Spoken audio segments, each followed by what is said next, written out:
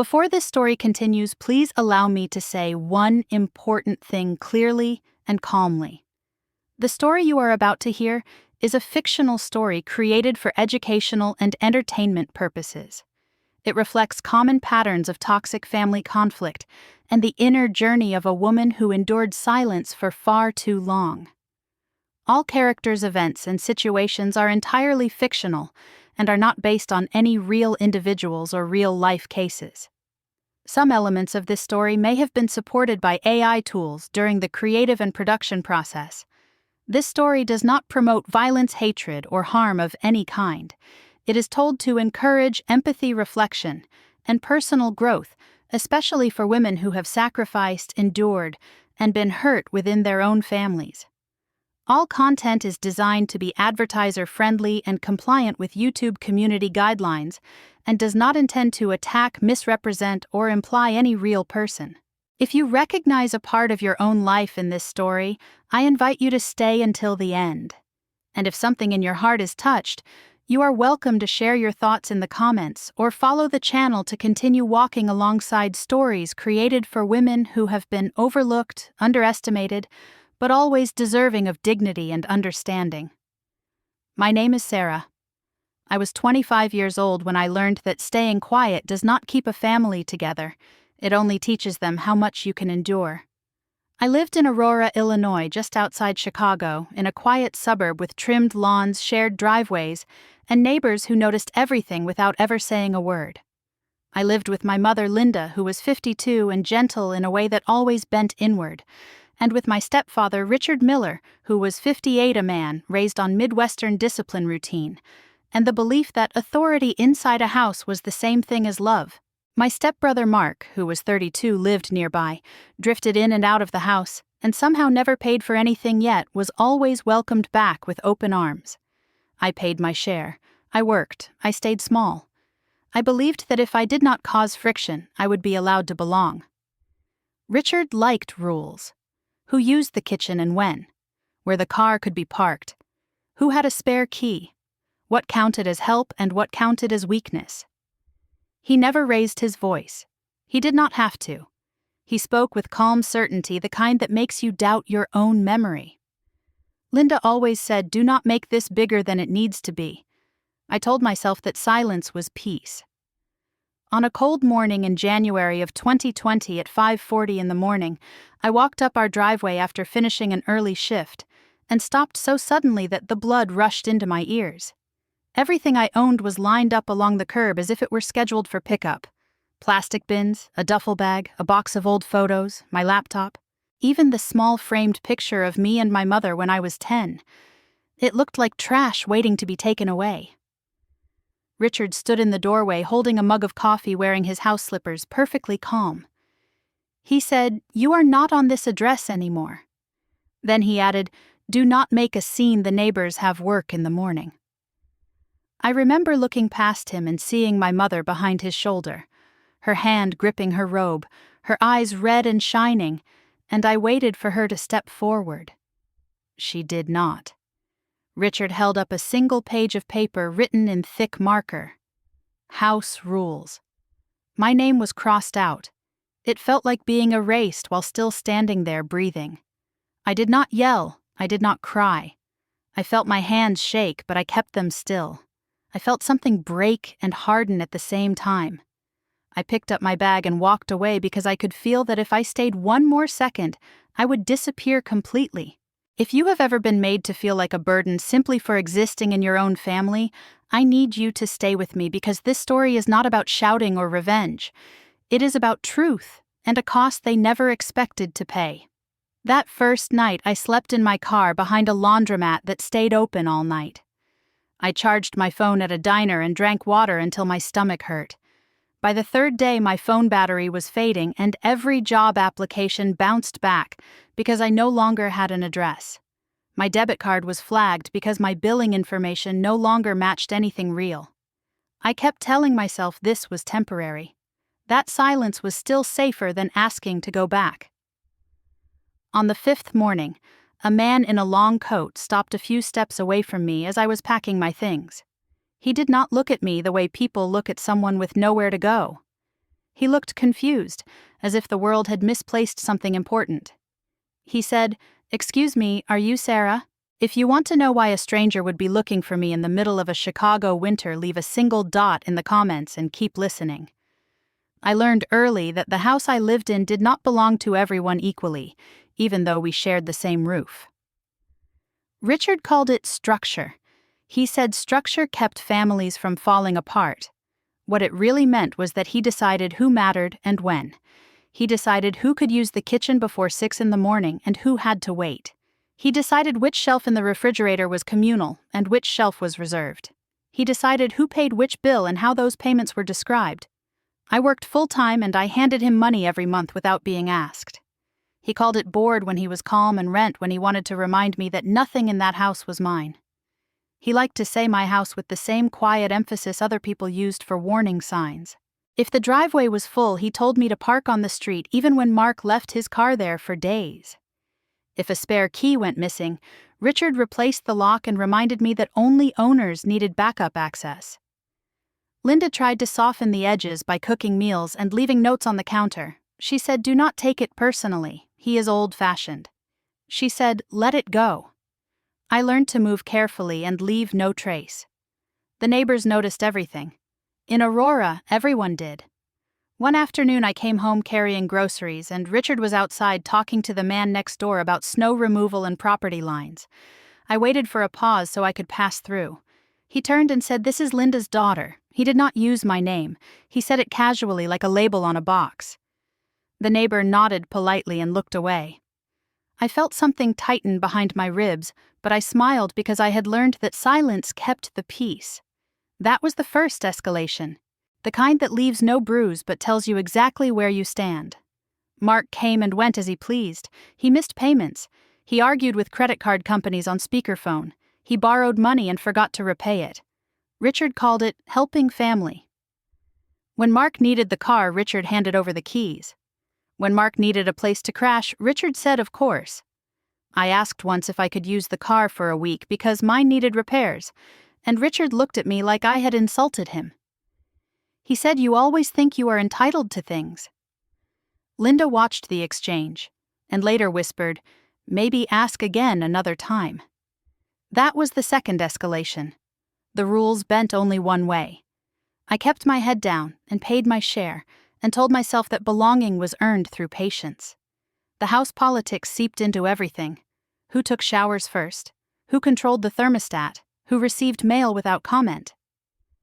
One evening, I overheard Richard on the phone in the garage. I was not listening on purpose. I was taking out the trash. He spoke in a low voice about paperwork and risk. He said the house is safer if her name is not anywhere. He said it like a precaution, not an insult. I stood very still with the trash bag in my hands and let the words settle. I did not know what paperwork he meant, but I understood the direction. That was the third escalation. It involved property and exclusion and a future I was not meant to touch. I started paying closer attention. I had worked in admin and accounting long enough to know that documents told stories people did not want to say out loud. I read envelopes before I threw them away. I noticed which emails Richard printed and which he deleted. I watched how he filed things and how his voice changed when numbers were mentioned. He was careful. Careful people are usually afraid of something. That realization became a quiet value point for me. It told me that my silence was not invisible. Mark continued to fail upward. He complained about interest rates and minimum payments, and Richard told him the system was rigged. When Mark asked for help, it was framed as protection. When I asked for something small like permission to use the address for a job application, Richard said no one owed me a safety net. Linda asked me later why I pushed him. She said, "You know how he gets." I did not answer. I was learning to swallow responses before they formed. That was another escalation. It took away opportunity without raising a voice. I started keeping notes not because I planned anything, but because I needed to understand what was happening to me. I wrote dates and phrases and amounts. I wrote how often Mark borrowed money and how often I paid bills. I wrote when my name was used and when it was replaced by labels. I noticed that Richard avoided anything official with my name on it. That pattern mattered. It told me he was managing risk, and that I was part of that calculation. I did not confront him. I did not ask Linda to choose. I told myself endurance was strength. I told myself families survive by compromise. But every compromise moved me closer to the edge of the house and closer to the curb. One evening, Richard announced a new rule about parking and mail delivery. He said it was about efficiency. He looked directly at me when he said temporary arrangements create permanent problems. Mark laughed and said, "Dad is just trying to keep things simple." Linda nodded. I felt the familiar pressure to make myself smaller. I went to my room and closed the door and counted my breaths. I thought about the phone call in the garage. I thought about the word safer. I thought about how careful people do not like loose ends. That was when I understood that the house was not a home, but a system, and systems protect themselves. I was not part of the protection. I was the variable. If you have ever seen someone use family as a reason to control you, press like, so I know you are listening with me. The escalation did not arrive with shouting or slammed doors. It arrived wrapped in calm voices and ordinary procedures, the kind people used when they wanted cruelty to look reasonable. 2 days after the curb morning, Richard told Linda that things needed to be documented. He said it was better for everyone if there was a record. He sat at the kitchen table with his phone held steady and spoke clearly as if narrating instructions. He wrote a short notice on lined paper using a thick black pen and read it aloud to the camera. It said that I had been informed of house rules and that I chose to leave. He did not ask me to confirm. He did not mention the curb or the locks or the timing. He said voluntarily like a legal term that erased context. I stood in the doorway listening and felt the shape of the story he was building settle into place. That afternoon he changed the locks and kept the receipt. He filmed himself testing the door and then set the phone down so the timestamp would show. He did not look at me once. He said, "This is just to be safe." The safety he meant did not include me. The next morning was trash pickup day in the neighborhood, and the bins were already lined up along the street when I returned from a short walk. My belongings were still there waiting where they had been left as if nothing had changed except the audience. A truck rolled slowly down the street with its hydraulic arms humming. The worker glanced at the boxes and paused because some things were clearly not garbage. A woman across the street stood on her porch with a mug in her hands, pretending not to stare. Richard stepped outside and waved at the driver and said, "It is all set." He pointed to the bins and nodded like this was routine. The truck moved on, but the moment had already happened. My life had been arranged for disposal in public view. That was the fourth escalation, and it landed on dignity. Inside the house, Linda stood near the window and did not come out. Her silence felt louder than anything Richard had said. He picked up his phone again and filmed the curb one more time and spoke into the lens about how he hoped I would find a place that suited me better. He said he wished me well. That was when I understood that the performance mattered more than the truth. Later that day, my phone stopped connecting to the internet. I tried to log into my email to check messages from work, and the password failed. I called the service provider and was told the account credentials had been updated. The billing email had been changed. The security questions no longer recognized me. I stood in the parking lot of a diner listening to hold music and felt the second layer of removal take hold. This was not just about space. It was about access and identity and records. Richard had called the utility and internet companies and requested changes as the account holder. He framed it as maintenance. He did not tell me because he did not think I needed to know. That was the fifth escalation, and it targeted continuity. When I told Linda what had happened, she looked tired and small and said, "Maybe just apologize and it will calm down." The words landed hard. Apologize for existing. Apologize for taking up space. Apologize so the system could reset without acknowledging harm. I nodded because I did not have the energy to argue, and because arguing had never produced safety.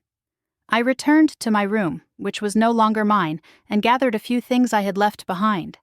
I moved slowly and methodically and did not rush. In a book I kept from college, I opened the pages near the spine and removed a small envelope. Inside were copies of my identification, a spare key that belonged to someone else from another time, and a list of phone numbers written neatly in pencil. I did not explain this to anyone. I did not need to. I had prepared without knowing exactly what for. Preparation does not always announce itself. Sometimes it is just the habit of keeping essentials close. I slipped the envelope into my pocket and closed the book and left it where it was. Outside, the air felt colder and the street felt longer. I walked with my bag and did not look back. That restraint cost me something, but it also kept me intact. People like Richard expect panic. They expect noise. They do not expect quiet order. I found a place to sit near the curb and waited for my phone to reconnect to something stable. It did not. I watched cars pass and tried to measure time by shadows. The neighborhood moved on around me with the efficiency of routine. Lawn sprinklers clicked on. A mail truck stopped and moved again. A child rode a bike past the boxes that had been my life and did not slow down. I felt the pressure in my chest ease into a steady ache. That ache was useful. It told me where the line had been crossed. I was not useless like they implied. I was not careless or unprepared. I was excluded deliberately and methodically. That distinction mattered. It meant there would be a record somewhere, even if I could not see it yet. As the afternoon faded, a neighbor I barely knew asked if I was all right. I said yes and thanked her, and she nodded and retreated. Public concern ends where discomfort begins. I gathered my things as the light changed and walked toward the laundromat where I knew the cameras stayed on all night. I chose places that offered quiet visibility and kept my back to walls. I charged my phone when I could and wrote notes when I could not send messages. I did not cry. I conserved energy. I understood then that this was not a misunderstanding to be cleared up with an apology. It was a removal executed with paperwork and witnesses and plausible deniability. That understanding steadied me. If you believe this scene was unfair, comment justice so the story reaches the people who need to hear it. The days that followed taught me how quickly a life could narrow when an address disappeared. I chose the 24-hour laundromat on the edge of town because it stayed lit all night and the cameras were visible from the parking lot. Light meant witnesses and witnesses meant safety. I slept in short intervals with my back against the wall and my bag looped around my arm so I would feel it move. The hum of dryers became a clock. When the doors opened in the morning, I packed up and moved before anyone complained. I learned which diners would let you sit with a single cup of coffee for an hour and which ones expected you to leave. I learned which gas stations had outlets near the restroom and which bus routes ran often enough to let you warm up between stops. During the day, I went to the Aurora Public Library because it was quiet and predictable, and no one asked why you were there. I used a public computer to fill out job applications and copied my resume into blank fields over and over until the words blurred. Every form asked for an address. I tried to explain in cover letters that I was in transition, but systems do not like uncertainty. Applications stalled, emails bounced. Some responses arrived with polite phrases about moving forward with other candidates. Others did not arrive at all. That was the next escalation, and it cut into opportunity. My debit card stopped working on the 4th day. A notification said unusual activity detected and requested verification. The bank asked me to confirm my address. I could not. The mismatch triggered a hold. I stood in line and explained calmly and asked what documents were needed, and took notes as if I were at work. Calm gets better answers. The clerk told me it would take time. Time was the one thing I did not have. I counted cash and adjusted meals. I bought simple food and ate slowly. I kept a schedule because routine keeps panic at bay. At night, I returned to the laundromat and watched shadows move across the lot and told myself that staying visible was not the same as being seen. There were shelters in the area, but beds were limited and intake hours strict. Some nights I missed the window by minutes because buses ran late. Other nights I chose the lot because it felt safer than crowded rooms where you had to guard your shoes. That choice was not bravery, it was calculation. The escalation moved from losing a house to losing chances and then to managing risk. I blamed myself in quiet ways. I thought about the years I stayed silent and how silence had trained them to push further. The thought sat in my throat like a stone, and I swallowed it and kept going. I did not cry because tears demand privacy, and privacy was a luxury. Instead, I noticed small things like the way my hand steadied when I focused on lists, and the way my breathing slowed when I followed bus routes on a map. One afternoon at the library, I met Eleanor, who was 67, and spoke softly as if apologizing for taking up space. She needed blood pressure medication and a warm place more than anything else. We shared a sandwich without ceremony and sat near a window where the sun reached the table. She told me which church served soup on Wednesdays and which clinic asked the fewest questions. I listened and thanked her and offered what I could. That exchange mattered because it restored scale. Dignity does not require abundance. It requires recognition. When a security guard asked us to move along, I explained our purpose clearly and respectfully, and he nodded and let us finish. I had learned how to speak to authority without shrinking or provoking. That was another value point, and a quiet signal of something I had done before. I wrote down clinic hours for Eleanor and the bus lines that would get her there. I did not promise what I could not deliver. At night, I returned to the lot and set my phone on the charger and watched the battery climb in small increments. The cameras cast white pools on the pavement, and I stayed within them. I kept my envelope close and checked its contents without taking them out. The list of numbers remained untouched. Preparation does not announce itself. It waits. On the 7th day, I received a voicemail from a number I did not recognize asking me to return a call regarding documentation. The message was formal and precise. I noted the time and the name and saved it. The next morning, a man approached me near the diner entrance while I was organizing my bag. He kept a respectful distance and did not lower his voice. He asked my name and waited for the answer without impatience. His eyes moved from my face to the folder under my arm and back again as if checking alignment. He did not look at me the way people look at someone who has failed. He looked as if a process had gone wrong. "Excuse me," he said, "are you Sarah? If you believe good people do not disappear, subscribe now because my story is about to turn in a way that will leave you holding your breath." I did not answer him right away, because experience had taught me that names carried weight and strangers rarely asked for them without a reason. We were just south of the loop near Union Station, where people moved with purpose, and nobody lingered unless they had nowhere else to be. The air smelled like coffee and exhaust, and the river carried a thin gray shine under the bridges. The man waited without repeating himself, which made the moment heavier, not lighter. He was in his early 60s, neatly dressed without flash, and held himself like someone used to being listened to. I asked who was asking, and he did not bristle. He introduced himself as Thomas Green and said his role before his name, executor and independent auditor. He spoke carefully and did not lower his voice. That was the first thing that made me suspicious. Scammers rush. They fill silence with promises. He did neither. I told him I was not interested and stepped sideways as if to leave. He did not block me. He reached into his coat slowly and produced a small wallet and an identification card and held it where I could see it without taking a step closer. He then offered a business card printed on heavy paper with a firm name and a downtown address. I memorized the details the way I always did and returned the card. He nodded as if that was expected. He said, "I understand why you would think this is a mistake, but you are not supposed to be here." That sentence landed harder than any promise could have. He explained that someone had failed in an obligation, and that his job was to find me and document conditions, not to persuade me of anything.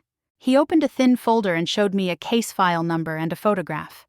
The photo was of me at 10 years old, standing in front of a brick house holding a bike helmet with a chip on the rim. I knew the chip. My father had dropped it on the driveway and laughed and told me helmets were for heads not concrete. Thomas did not smile when I reacted. He simply watched my face to confirm recognition. He then mentioned a detail no stranger would know. He said my mother used to leave notes inside library books instead of on the counter because she did not like clutter. The ground felt steadier after that, proof does not arrive all at once. It arrives in layers.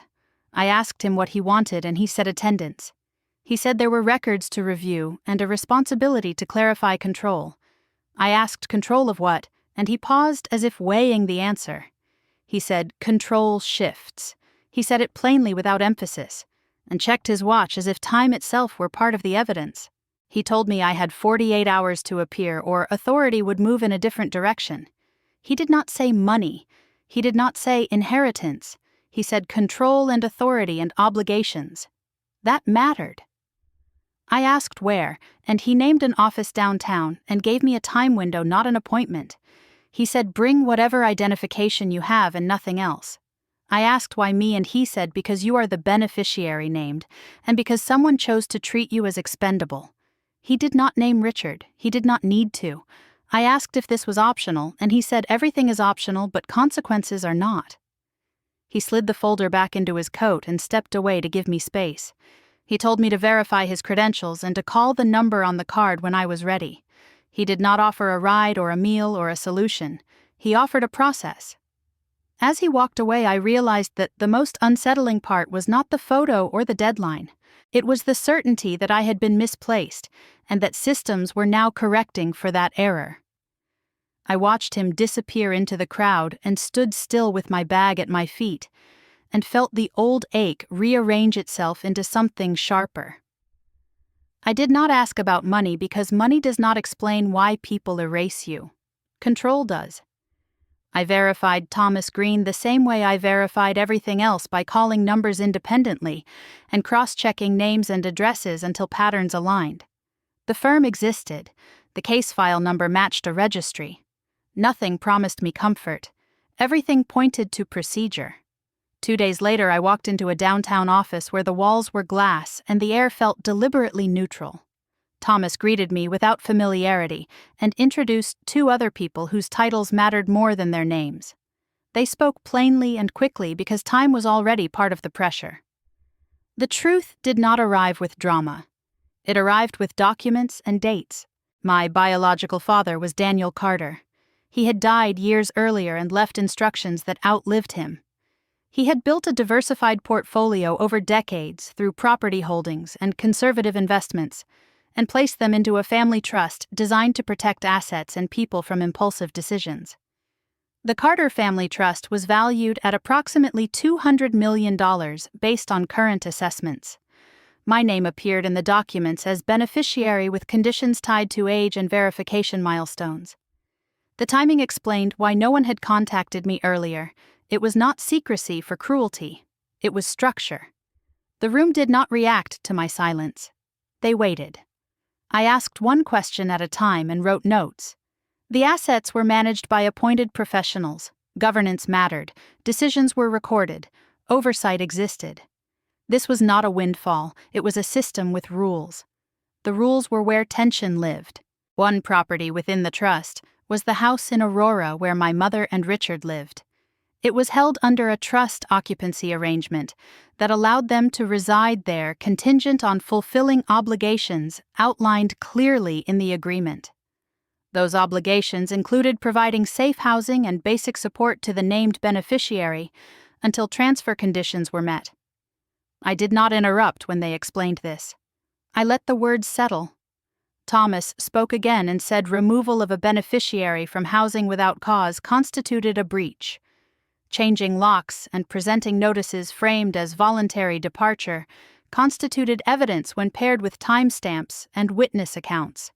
He did not say wrongdoing, he said violation, language matters. I asked what happened next, and he said a hearing would be scheduled to review evidence and determine remedies. The hearing would be documented and attended by relevant parties. Attendance mattered. I asked whether Richard and Linda knew any of this, and Thomas said they knew the occupancy arrangement, but did not know the identity of the beneficiary until disclosure. That was deliberate. The trust was designed to test conduct without influence. My chest tightened at the implication, and then steadied. I asked if money would be transferred immediately, and Thomas corrected me gently. Control would be evaluated before any distributions. Authority shifts were the point, not cash. That was the value point, and it reframed everything. This was not a lottery, it was accountability. They explained the timeline and the evidence required. Camera footage, notices, utility changes, communication logs. My notes from the days after the curb mattered. Documentation mattered. They asked if I had maintained records. I said yes, and did not elaborate. There was a pause that felt like respect. They told me the hearing would be public within the trust framework, not open to spectators, but documented formally. I would be present. Richard and Linda would be present. Mark could attend if Richard insisted. The outcome would determine occupancy rights and management authority. I asked if there was any flexibility, and Thomas said only within the bounds of the agreement. I asked what would happen if I did nothing, and he said control would move away from my interest temporarily. The phrase temporarily carried weight. I asked if anyone had attempted to alter or encumber assets, and Thomas said there were flags, and that was part of the review. He did not elaborate. I listened. The meeting ended without congratulations. Thomas handed me a summary and told me to read it carefully. Outside the building, the city moved at the same pace it always had. I walked a block and sat on a bench and let the information arrange itself. The money did not feel real because money was not the center. The center was that Richard had agreed to rules he assumed would never apply to someone he dismissed. The center was that my silence had been observed. There was something else he did not know. Years earlier, through a volunteer project, I had met a mentor who worked adjacent to trust administration. I had asked questions and learned how governance functioned and then stepped back. I never used that connection. I wanted to see who my family would be without leverage.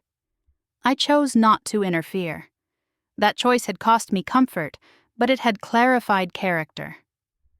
I folded the summary and placed it in the envelope with my documents and stood up. I was not strong because I endured. I endured because I was watching.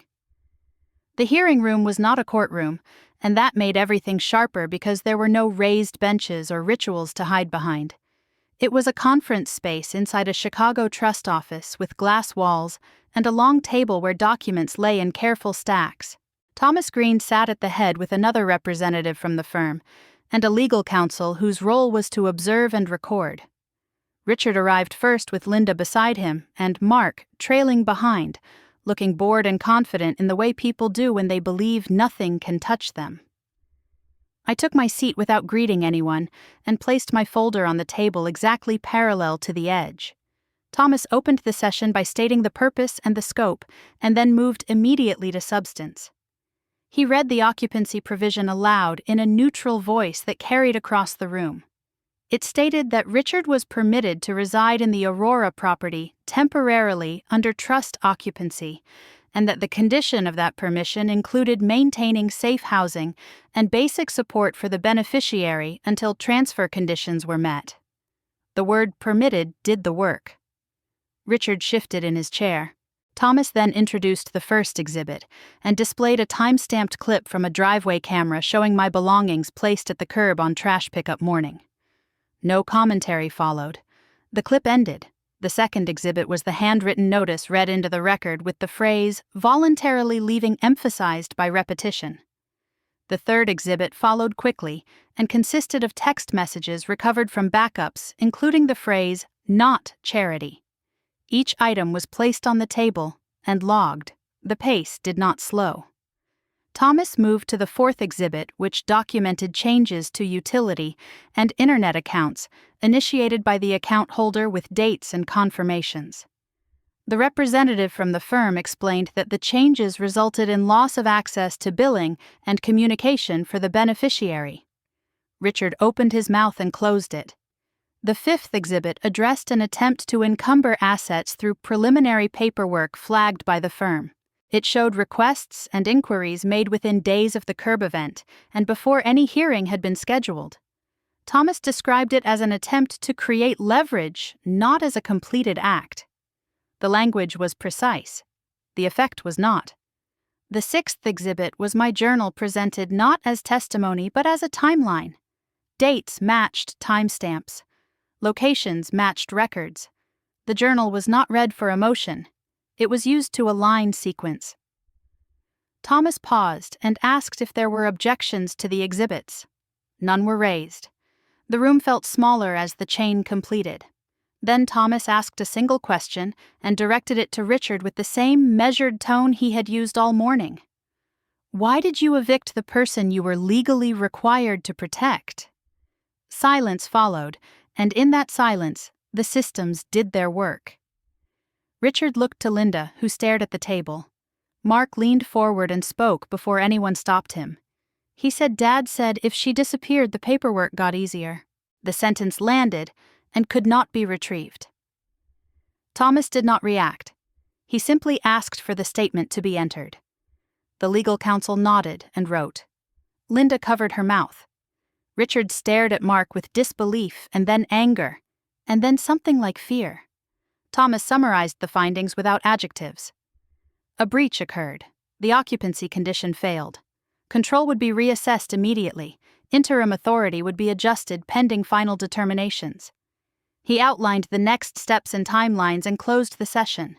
No one argued because argument requires ground and there was none left. As people stood, I remained seated and gathered my folder.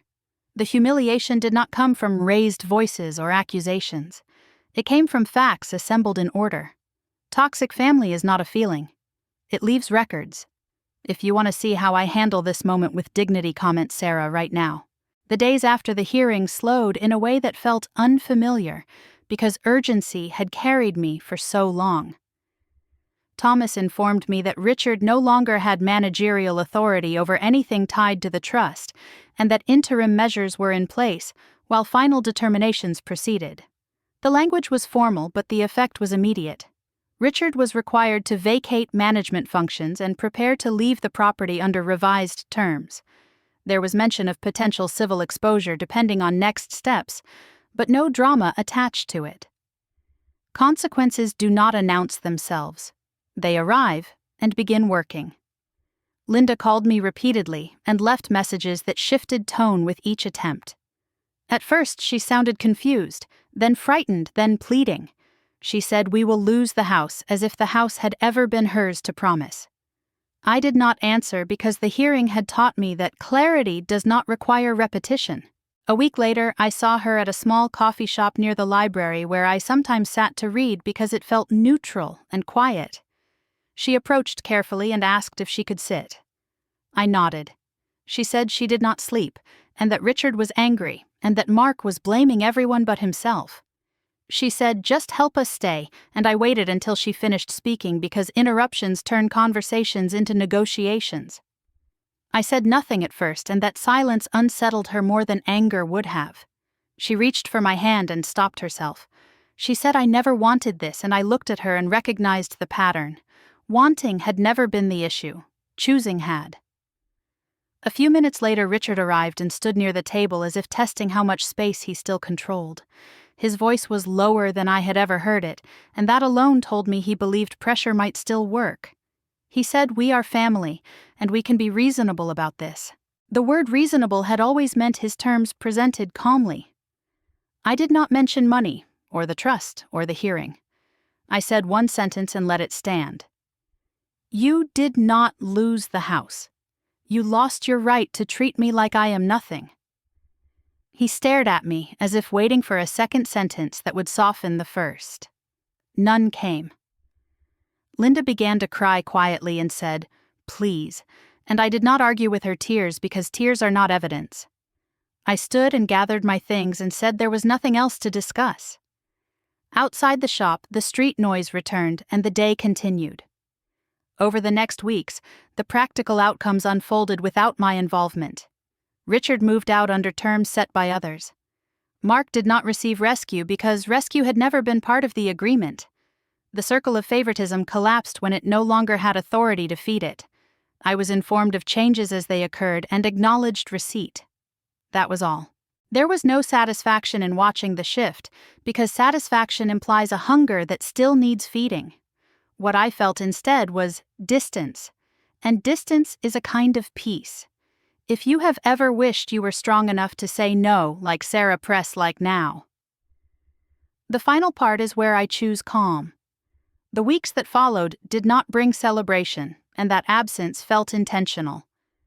I was invited to review governance documents and attend briefings that focused on responsibility rather than reward. The trust administrators explained that alongside beneficiary status, I had been granted decision authority over a defined portion of the trust operations related to housing stability and compliance oversight. It was not symbolic. It meant signatures mattered and timelines mattered, and people would rely on choices I made. I listened and asked practical questions about reporting thresholds and review cycles and conflict safeguards. The room responded with the kind of attention reserved for competence. I had that competence because I had practiced it quietly for years, reading documents, asking the right questions, and understanding how systems moved when no one was watching. The power revealed itself not as money, but as permission to set standards. That was the complete shape of the secret. I had not endured because I lacked options. I endured because I wanted to see who people were when no leverage was applied. I chose not to dismantle anything out of anger. I chose to redirect authority toward protection. I approved a small program under the trust called Safe Exit, designed to operate simply and locally. It provided temporary lodging referrals, document recovery assistance, and employment navigation for women who were removed from their homes under informal arrangements. It partnered with libraries, clinics, and job centers people already trusted. It required verification and accountability because dignity works best with structure. I attended the first orientation quietly and listened more than I spoke. The women who came did not ask for revenge. They asked for a place to stand long enough to rebuild. That clarity steadied me. The peace that followed was not dramatic. It was a series of mornings where I woke knowing my address and my purpose matched. I walked past the Aurora Public Library and recognized the routine as something I had chosen, not something forced on me. I passed the coffee shop where Linda had pleaded and felt no pull to revisit the moment. Consequences had already done their work. Richard moved on to a smaller place managed by others, and Mark learned that entitlement does not substitute for effort. I did not monitor them. Governance means boundaries, not surveillance. When administrators asked how public I wanted my involvement to be, I chose restraint. Quiet outcomes last longer. I spent time refining processes and reviewing reports and meeting with mentors who treated preparation as respect. The trust continued to function because it was designed to. I continued because I had learned how. The ending that mattered most arrived without ceremony when a woman from the first Safe Exit cohort emailed to say she had secured housing and a job, and that she kept her documents in a folder the way I had suggested. That message felt heavier than any balance sheet. It reminded me that protection multiplies when it is practical. The moral settled without force. Some people do not deserve revenge. They deserve consequences. Consequences are quieter and more durable. They teach systems to correct themselves, and they free those harmed to choose peace without pretending harm did not occur. If this story touched, you share one sentence in the comments about who you stayed silent for too long.